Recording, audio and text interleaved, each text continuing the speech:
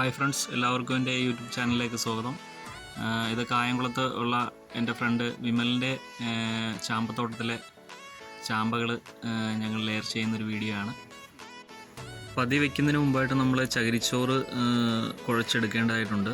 ഇത് പുട്ടിന് പൊടി കുഴയ്ക്കുന്ന രൂപത്തിൽ ഇത് നന്നായിട്ട് ചെറുതായിട്ട് വെള്ളം ചേർത്ത് നന്നായിട്ട് കുഴച്ച് ഇത് പതി വയ്ക്കാവുന്ന പരുവത്തിലാക്കിയെടുക്കുന്നു. നമുക്ക് ആവശ്യമുണ്ടെന്നുണ്ടെങ്കിൽ ഇതിലേക്ക് നമുക്ക് റൂട്ടിംഗ് ഹോർമോൺ ആഡ് ചെയ്യാം. ഇത് റൂട്ടെക്സിൻ്റെ റൂട്ടിംഗ് ഹോർമോണാണ്.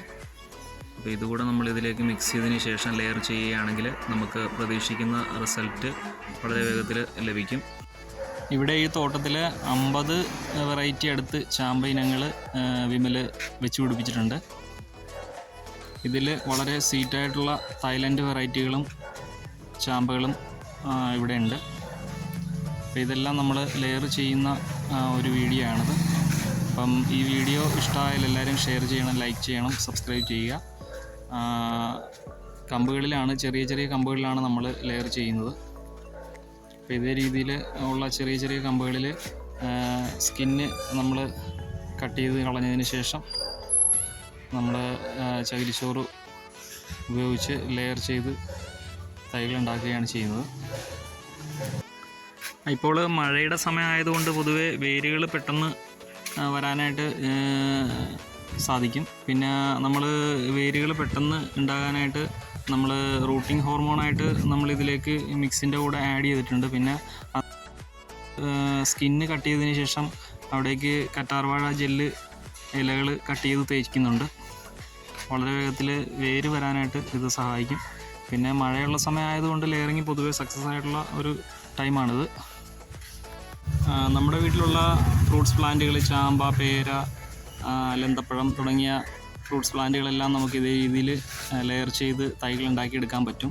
അപ്പോൾ എല്ലാവരും ഇതേ രീതിയിൽ ട്രൈ ചെയ്ത് നോക്കുക. വളരെ പെട്ടെന്ന് വേര് വരുന്നൊരു സമയമാണ് മഴക്കാലം. പിന്നെ ചാമ്പയ്ക്കയെക്കുറിച്ച് പ്രത്യേകിച്ച് പറയേണ്ട കാര്യമില്ല. വളരെ വാട്ടർ കണ്ടൻറ്റ് കൂടിയ ഒരു ഫ്രൂട്ട്സാണ് ചാമ്പയ്ക്ക.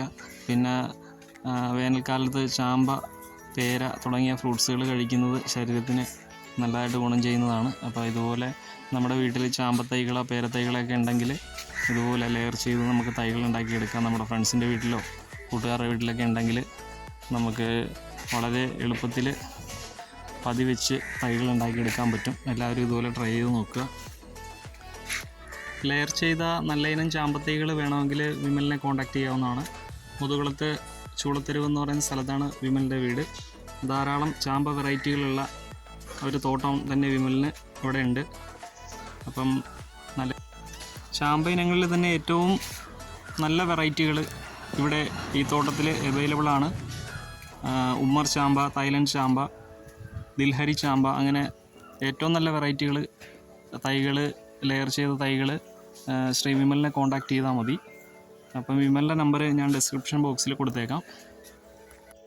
അപ്പോൾ പുതിയ വീഡിയോസുമായിട്ട് നമുക്ക് വീണ്ടും കാണാം.